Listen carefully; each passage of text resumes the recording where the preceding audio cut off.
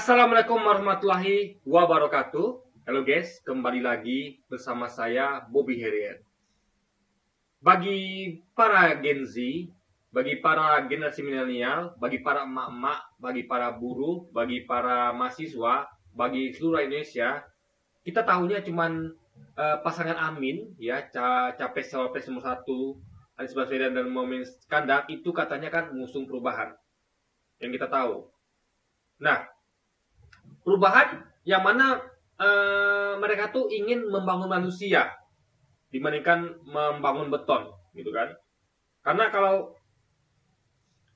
karena manusia lah yang nanti akan membangun beton, jadi harus dibenerin dulu manusianya, baru betonnya. Jadi nggak mungkin orang bangun beton kalau manusianya itu tidak mampu, harus dimampukan dulu manusianya. Jadi pembangunannya itu adalah tertata, tersistemasi dan terstruktur. Jadi urutannya harus benar dulu. Manusia dulu baru beton dulu. Tapi sesungguhnya perubahan yang belum dilaksanakan ya untuk skop Indonesia ya. Tapi kalau untuk skop Jakarta itu Pak Anies sudah melaksanakannya, udah ada rekam jejaknya. Tapi untuk perubahan Indonesia itu kan baru rencana, ya kan? Baru rencana dan belum dilaksanakan. Tapi sesungguhnya istana itu sudah melakukan perubahan lebih dulu dan lebih cepat. Jadi Pak Anies dan Pak Im ini kalah cepat, jauh kalah cepat guys. Jadi istana itu sudah melakukan itu ya 10 tahun sebelum pasangan Amin itu merencanakannya, bahkan 10 tahun sebelumnya sudah dilaksanakan perubahan itu. Nah, jadi konsepnya perubahan itu adalah jadi sama-sama perubahan guys, sama-sama perubahan, bahkan lebih dahsyat lagi. Dimana itu sangat cepat sekali gitu kan. Nah, jadi contohnya kayak pembangunan infrastruktur. Nah, itu adalah perubahan yang apa ya? Jadi dogmanya adalah bahwa kita perlu pembangunan yang simbolis, yang terlihat di dunia, ya kan? Yang terlihat hebat, terlihat luar biasa. Karena kalau jalan tol dan apa namanya? Dan IKN misalnya, atau bandara, apapun yang megah-megah, yang fasilitas dimati orang kaya, di mana di dunia ini wisatawan yang datang Indonesia itu banyak orang kaya, sehingga mereka langsung lihat bahwa wow, Indonesia ini hebat, punya jalan tol, punya infrastruktur, punya IKN. Nah, itu lebih didahulukan. Yang dulu pada zaman Soeharto itu membangun manusianya dulu, dia swasembada beras, mencukupi kebutuhan beras masyarakat, harga barang-barang murah zaman Soeharto, diubah dengan cepat oleh istana. Gitu kan, diubah lebih cepat. Jadi berubah dari pembangunan manusia dengan harga barang-barang kebutuhan yang murah, ya kan, semua kebutuhan terjangkau, listrik, premium, minyak gitu kan, harga kebutuhan pokok itu murah semua zaman Soeharto, ya kan. Rakyat itu sejahtera guys, meskipun zaman Soeharto tuh mengalami kita orang bilang katanya otoriter gitu, tapi rakyat sejahtera, dibangun manusianya. Nah, istana itu merubah dengan cepat. Dari bangun manusia langsung beton. Kenapa? Karena istana melihat bahwa ini adalah pembangunan yang sangat simbolis, yang luar biasa. Jadi kalau misalnya wisatawan yang orang kaya datang Indonesia, ya, itu kalau rakyat itu ya, yang susah, yang kelaparan, miskin itu bisa sembunyikan. Jadi diusir-usir, disuruh sembunyi di rumah. Misalnya nih, wisatawan datang. Lalu misalnya ada pengemis, itu pengemisnya diangkut oleh aparat. Diangkut, dibersihkan jalan-jalan biar kelihatan bersih gitu kan. Padahal situ banyak orang susah, banyak orang yang kelaparan. Tapi bisa disembunyikan tuh. Karena manusia itu kan bisa dipindah-pindahkan, bergerak dia. Bisa disuruh, diatur, diperintahkan, masuk-masuk rumah gitu kan, sembunyi-sembunyi. Biasanya nggak nampak lah sama luar negeri. Orang-orang luar nggak nampak. Kalau rakyat Indonesia itu miskin-miskin, susah-susah, bodoh-bodoh misalnya gitu kan, terbelakang, disembunyikan semua guys, bisa disembunyikan. Tapi kalau IKN kan sama jalan tol kan nggak bisa diumpetin, nggak bisa disembunyikan karena dia kan besar, IKN besar, gitu kan, infrastruktur besar, itu nggak bisa disembunyikan, Gimana anda menyembunyikan jalan tol, memasukkan ke rumah gimana? Jalan tolnya lebih besar pada rumah, jadi itu akan terlihat terus gitu, terlihat megah, terlihat mewah, sehingga orang lihat bahwa Indonesia ini kaya, buktinya punya jalan tol, punya IKN, berapa duitnya ini, banyak gitu kan.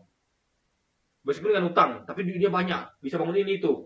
Nah, rakyatnya itu disembunyikan gitu, ya kan? Jadi mereka merasa bahwa apa ya, ini bagus ini pembangunan ini, jadi cepat berubah gitu dari Soeharto yang berpihak pada rakyat, yang rakyat ingin sejahtera, lalu diubah menjadi perubahan itu menjadi biar orang lihat Indonesia ini kaya, jadi terlihat kaya walaupun sesungguhnya rakyatnya miskin gitu. Jadi itu perubahan yang sangat cepat sekali. Nah, Anies dalam waktu 10 tahun ya, nah Anies itu masih belum melakukan skop nasional, tapi istana sudah melakukan di skop nasional perubahan dan juga perubahan lain. Kalau Anies itu kan masih sekedar untuk nasional ya, skop nasional ya. Kita bukan ngomong skop Jakarta. Kalau Jakarta itu Anies sudah terbukti rekam jejak. Tapi untuk skop nasional, Anies kan baru sekedar wacana, belum melaksanakan. Ya kan? Belum. Tapi ini kita udah lihat loh guys ya. Udah dilaksanakan perubahan itu. Dimana betapa cepatnya dari ayah dan anak. Ayahnya ngomong bahwa tidak ada impor-impor. Kita tidak akan impor. Tapi kemudian dia dengan cepat berubah. Tiba-tiba langsung impor banyak-banyak beras dan lain sebagainya gitu kan. Lalu dia juga bilang tidak akan rangkap jabatan. Tapi dengan gesitnya dia langsung berubah dan langsung memintakan bahwa banyak jabatan yang dirangkap gitu.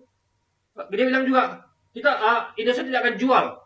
Rupanya langsung dia berubah cepat. Dia langsung gesit gitu kan dengan kecepatan seperti yang mengalahkan sprinter Usain Bolt ya, pelari cepat dari Afrika yang paling cepat itu ya, atau bahkan pelari cepat manapun itu dikalahkan oleh istana, oleh ayah istana. Langsung dia merubah itu dan langsung dia tuh merubah dengan cepat sekali pokoknya guys.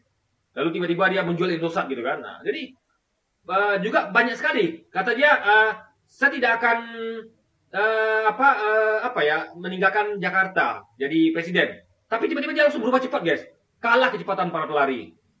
Langsung dia berubah, langsung jadi mencalonkan jadi presiden, langsung jadi presiden gitu. Nah, begitu juga dengan ayah, begitu juga dengan anak. Like a father, like a son. Seperti ayahnya, anaknya juga begitu. Jadi sang anak begitu cepat, anak istana ini begitu cepat guys, cepat juga gitu. Dalam waktu kurang lebih 4 tahun, dari awalnya dibilang waktu 4 tahun lalu itu dia bilang bahwa tidak mau berpolitik meskipun keuntungan besar, tiba-tiba dia dalam waktu kurang dari 4 tahun tiba-tiba sudah jadi cawapres. Sebelumnya dia tuh dari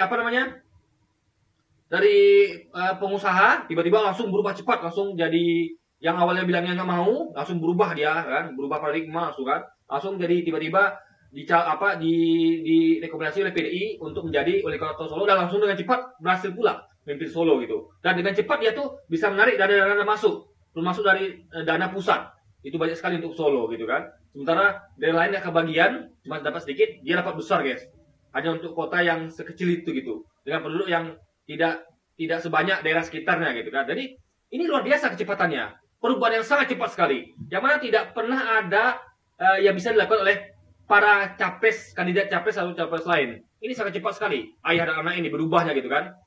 Nah, juga lalu habis itu dia dari kader PDI, didukung oleh PDI, tiba-tiba dia didukung oleh Golkar. Dari partai besar yang nama PDI, tiba-tiba pindah ke partai besar lainnya yang nama Golkar. Cepat berpindah guys, cepat sekali gitu kan. Pindah ke Golkar, habis itu di Golkar dia langsung dicalonkan jadi cawapres dari partai Golkar. Ini luar biasa guys. Ini kecepatan yang luar biasa. Yang bahkan pelari tercepat pun kalah dengan hal ini gitu kan. Anies Amin pun kalah. Anies masih baru berencana perubahan itu. Ini mereka sudah, anak istana ini sudah melaksanakan lebih dulu. Berarti ini luar biasa guys. Belum pernah ada rekor seperti ini. Dia mengalahkan rekor kecepatan pelari-pelari, kecepatan apapun dunia ini, bahkan kecepatan cahaya pun kalah guys. Kalah semuanya. Ini bakal lebih cepat daripada kecepatan cahaya. Ya kan? Kalau dikatakan bahwa untuk menembus cahaya itu, untuk menembus jarak itu butuh untuk satu itu adalah untuk jarak itu jauh sekali gitu. Nah ini nasional udah jalan dalam 5 tahun guys. Ini luar biasa. Dan perubahan itu menuju tepi jurang. Ya, perubahan itu. Jadi kalau jalur Anies itu perubahannya menjauhi jurang. Nah tapi perubahan ayah anak istana ini adalah mendekati tepi jurang. Alias ya tepi jurang gitu. Perubahan tepi jurang gitu. Jadi ayah dan anak istana ini sudah berhasil membuat perubahan yang tepi jurang itu guys. Nah, sementara Anies itu belum menjalankan bahkan perubahan yang akan membawa ke jauh dari tepi jurang. Nah, artinya Anies dan Imin atau pasangan Amin ini kalah telak dalam hal kecepatan. Jadi perubahan yang sesungguhnya digaungkan oleh kubu 01 itu sudah dilaksanakan bahwa oleh pasangan dari istana air anak ini, guys. Jadi sekali lagi Anies atau pasangan Amin kalah cepat. Jadi urutan kecepatan perubahan ya itu kita akui kecepatan nomor 1 dipegang oleh air anak istana ya, dan kecepatan nomor 2 itu adalah pelari tercepat Usain Bolt, dan Anies itu bahkan belum mulai start. Orang udah lari, udah sampai finish nih. Ayah dan anak istana sudah sampai finish, Usain Bolt sudah sampai finish, Anies dan Caimin belum jalan makan sama sekali. Jadi kalau ayah anak ini kecepatan itu udah sampai finish, udah hampir masuk jurang nih, ya kan? Usain Bolt itu udah sampai garis finish, ya kan? Udah kalau ayah anak istana ini udah sampai tepi jurang. Kalau Usain Bolt itu pelari cepat udah sampai garis finish, nah Anies Baswedan dan Caimin itu bahkan belum mulai start lagi untuk menjauh dari tepi jurang menuju ke dataran tinggi, guys. Oke, jadi ini menjadi pertimbangan kita untuk